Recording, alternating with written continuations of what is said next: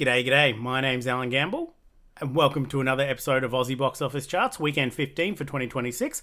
Let's dive in to see how the school holidays are tracking. So, starting with the top 10, not a lot of changes. Super Mario Galaxy Movie stays at number 1 with another $7 million. Its second week of release, dropping just 16%, which is pretty good, but like last week, it could have been better. And we'll compare that to the other Mario movies after the top 10, but its current total sits at just over $23 million. Staying at number 2 is Project Hail Mary, with another $3.6 million. Its fourth week in release, dropping just 26%. Another really good hold from that one, with a current total of $27.5 million. Here's what we call the school holiday boost. The Magic Faraway Tree moves up to position number 3 with a $1.5 million in its third week of release, gaining 36% for a current total of just over $5.5 million. Hoppers at number 4 brings in another $1.1 million, its third week in release, jumping up 18% week on week for a current total of $6.2 million. And the drama manages to hold into the top 5 with another $1.1 million, its second week of release dropping just 14%, which is a pretty good hold from that as well, for a current total of $3.5 million. Moving on to 6 through 10, we also see GOAT moving up to number 6 with another $800,000, its fifth week in release going up 51% week on week for a current total of $9.6 million. That school holiday boost, what can we say? At number 7, we have the BTS World Tour live viewing. That is done and dusted. You can't go and see that now. It is gone, but it brought in $300,000. At number 8, we have You, Me, and Tuscany, the new romcom sneaking in with $250,000. At number 9, we have Duranda The Revenge with another $230,000, its fourth week in release, with a 68% drop in its fourth week for a current total of just over $8 million. And then sneaking in at number 10 was the little indie horror Undertone with $220,000. So first we want to look at week 2 drops of the Super Mario Bros. I said it was good, but not as good as it could have been, and here's why. Super Mario Bros. Back in 1993 dropped off 34% in its second week, but you can see by this chart, it also didn't bring in much money at all. It went from $400,000 to about $280,000 in its second week. The previous Super Mario movie only dropped 7% in its second week of release, going from $10.5 million down to $9.7. So the Super Mario Galaxy movie, opening lower at $8.4 million and dropping further to $7 million, it's still going to do great. It's still going to make heaps and heaps of money. But I don't think it's going to be in the race for the highest grossing video game adaptation of all time with Minecraft movie and a Super Mario Bros. Movie. We'll compare those charts probably next week or the week after, where we can compare them week by week. But it's not looking great. But it's still a smash hit. You can't argue that. It's a smash hit. It's just less of a smash hit than its predecessor. Talking about video game adaptations and their totals, this is how they currently look. We're not going to spend a lot of time on this chart like we did last week, but to put it in a short form context, the Super Mario Galaxy movie is currently the 4th highest video game adaptation of all time in Australia in its second week of release. It's already ahead of Sonic 2 and Uncharted and Lara Croft Tomb Raider. It's only behind Sonic the Hedgehog 3, the previous Super Mario Bros. Movie, and a Minecraft movie.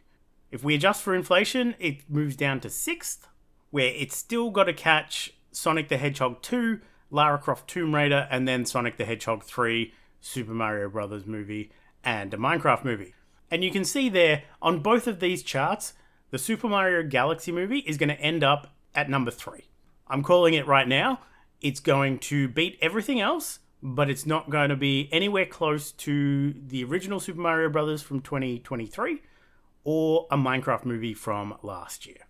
Moving on to the 2026 top 10 at the Australian box office, we do have a little bit of movement this week. Project Hail Mary stays at number 1 with its $27.5 million.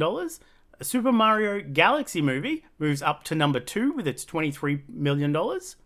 Wuthering Heights obviously gets knocked down with its $20.2 million down to position number 3. Song Sung Blue moves down to number 4 with its $12 million. Mighty Supreme moves down to number 5 with its $9.7 million. Goat stays at number 6 again with its $9.6 million, and Duranda the Revenge moves up to number 7 with its $8 million. Scream 7 drops down to position number 8 with its $7.8 million. Hoppers jumps onto the chart with its $6.2 million at number 9, and Hamnet gets knocked down to number 10 with its $5.5 million. Dropping out of the top 10 because we did have a new entry, Crime 101 unfortunately leaves the chart. I liked Crime 101, but yeah, it wasn't going to stay on this chart for that much longer anyway. But that's the current 2026 top 10 at the Australian box office. Moving on to upcoming releases, theatrical releases, 16th of April, we have Fuse, the latest crime thriller from director David Mackenzie, starring Aaron Taylor-Johnson and Theo James. I'll be catching that one, I've already bought my ticket, but obviously not a lot wants to compete with Mario. We also have Lee Cronin's The Mummy, the latest take on The Mummy, written and directed by, can you guess? It is in fact Lee Cronin, starring Jack Reynor and Lila Costa. And as A24 Marketing keeps posting, not Brendan Fraser. If those aren't your speed, we have Uma Masuni, Pretty Derby, beginning of a new era, the latest anime craze of horse girl racing. Yep, don't ask, but we will check out how that does on the scale of anime releases when it does release this weekend. And finally, in limited release, we have The Stranger, a French language crime drama from directors Francois Onswan, starring Benjamin Voisin and Rebecca Mardner. Moving on to streaming releases, again, not a huge slate, but we do have a few things of Balls Up, a new action comedy movie on Amazon Prime, directed by the very hit and miss director Peter Farrelly, starring Mark Wahlberg and Paul Waterhauser, and it releases on April 15th. We also have Roommates, a new comedy movie from director Chandler Levac, starring Sadie Sandler and Chloe East, and it releases on Netflix on April 17th. I'll be checking that one out because I've enjoyed a few of Chandler Levac's movies. In returning series, we have Beef returning for its second season with a new cast of lineup of Charles Melton, Kaylee Spaney, Oscar Isaacs, and Carey Mulligan, and it returns to Netflix on April 16th with that incredibly stacked cast. We also have From. The creepy mystery series returns for its season 4 on MGM Plus and can be caught from April 20th.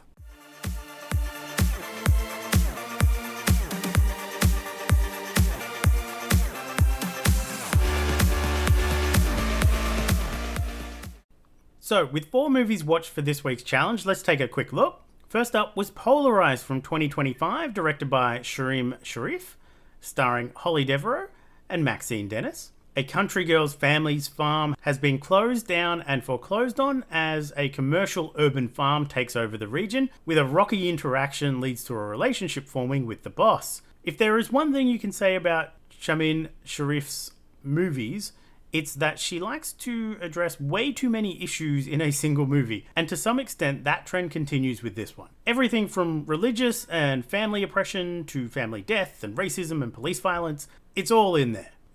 Maybe a little bit too much is in there. But at its core, it's a queer relationship with a number of external pressures.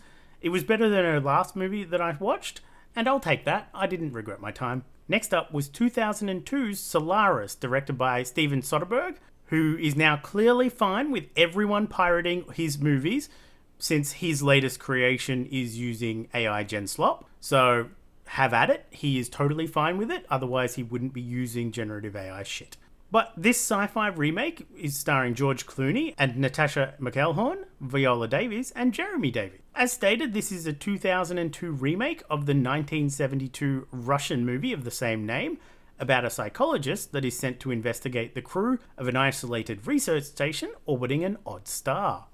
I really hoped, being a sci-fi fan, that this one might work better for me than it did for the general consensus given the mixed reviews, but it was kind of meh.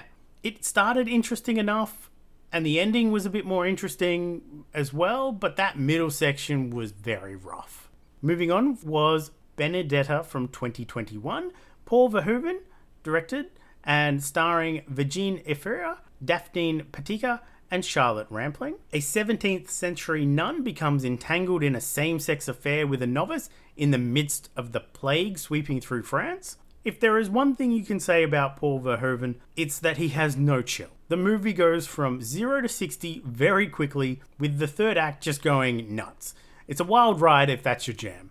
Probably not safe for work though. Finally was 2022's Broker, written and directed by Hirokazu Korida and starring Song Kang-ho, Gang Dong-won, Bae Donna, and Ayu. A small group run an illegal baby brokering service and are in the process of selling one. Meanwhile, detectives were watching as they quietly track down and capture the crucial evidence. Part of my Korida catch-up, as I've enjoyed his last few movies, and he's doing the live-action adaptation of Look Back later this year, which is one of my most anticipated movies of the year. And this was another good one from him, no complaints. This week's Cinechums Movie Challenge is an easy one. 3-word title. So things like the and do count, but for the hard mode, we go 3 full words. So people have kicked it off like Florence Foster Jennings, Killer of Sheep, $1 Million Baby, Project Hail Mary. Let's have a look at my shortlist. We've got a few things on my shortlist like Dog Day Afternoon, Decision to Leave, Goodbye Dragon Inn, Dazed and Confused, Better Luck Tomorrow, Dreams on Fire, Big George Foreman, Only God Forgives. Lots to choose from. We'll see how we go. That is it for me this week. Tune in next week and we will be crunching probably the week by week of Super Mario Galaxy versus Super Mario versus a Minecraft movie, so we can visualize just how far off the pace it might be.